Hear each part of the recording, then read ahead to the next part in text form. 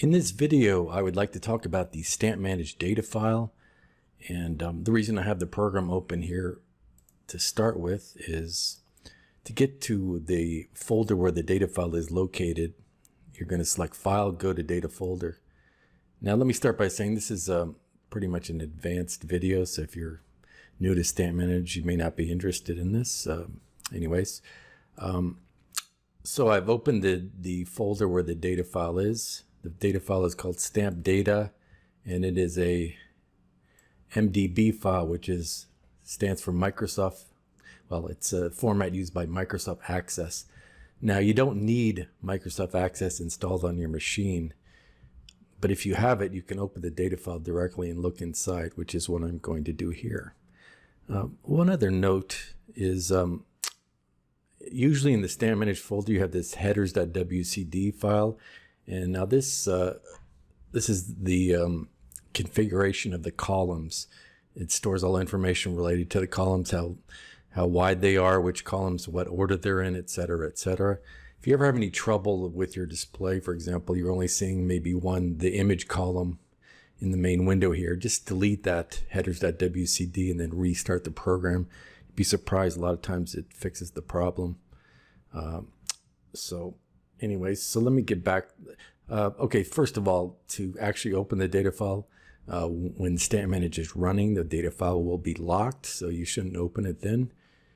Exit the program first, and now here we are. So I'm going under Data, and I'm going to open the data file, StampData.MDB. And like I said before, this will only work if you have Microsoft Access installed on your computer. So here we have the StampData.MDB file, and we have a series of tables. Now, let me just go over the list of tables here. The attachments, pretty much most of these are self-explanatory. First of all, let me just open the varieties table. Now, this is where the StampManage database is contained, or actually it's spread between two tables. The actual varieties are listed here, and I've got StampManage USA running, so there's only 43,400 varieties. Each variety has various information related to a stamp. If you want to actually see the columns, you can right mouse click. I think you go into design view. Yeah, design view shows you the columns. And so that you have that there. Now, in addition to that, this varieties column is kind of related to the types table. And the types table just lists the categories. For example, United States airmail, United States semi-postal stamps, etc., etc. And here you've got various bits of information. We put additional information in the eBay search, which gives better results. So in some cases, you'll see actual additional information for the eBay search, and that's there. Here is the value table. This contains values for all the stamps in various grades. So you see here all the values. We've got another important table is the My Collection table, and this contains the actual stamps that you inventory. So you go into the Add Stamp dialog, pick a stamp, say I own this stamp, enter additional information for that, and once you've done that, it gets put in the My Collection table. And here are various fields related to that. Now note that this data file is not encrypted in any way. And actually we have a home inventory program called StampManage. And not a week goes by where we don't get a customer saying that they use this particular home inventory program that was popular way back in 2011. But unfortunately, the company went out of business. And I don't know why, but before they went out of business, they didn't do anything to let users continue to use the program. And even worse, they had an encrypted data file, a proprietary data format, which was encrypted. And so customers have no way now of getting the data out of the program.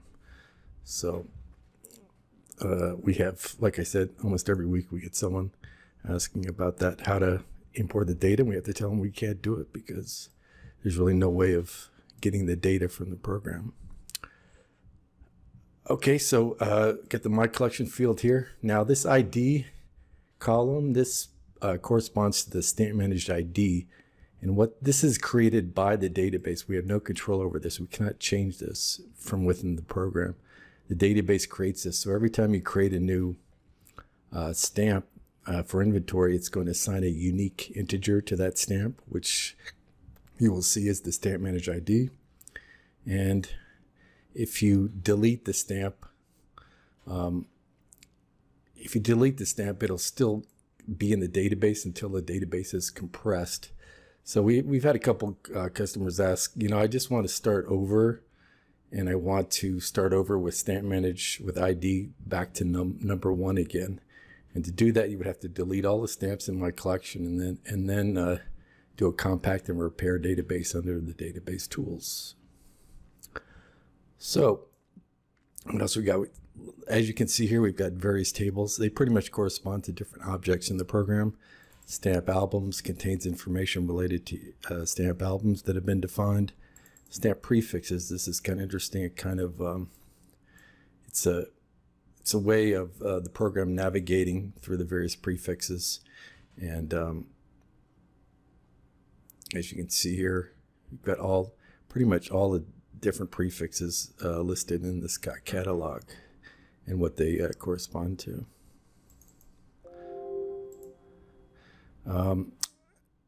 And I guess that is it for today. As you can see, everything's pretty much self-explanatory. Oh, here's one point we've always had a few questions on. How can I add a new country to StampManage? And we don't allow users to do that, because if we did, let me do a sort here. So we've got 980 countries listed, and if we allow the user to, for example, specify country ID 982, and then we later create a country with the country ID 982, there's going to be a conflict. So that's the reason we don't really allow users to create those countries. It's best just to email us, and if you see a country or stamp issuing entity that is listed in the Scott catalog, we will be sure to add that. That's all for today. If you have any questions, please feel free to contact us in the forum or in the comment section below. And thanks as always for watching. Take care and goodbye.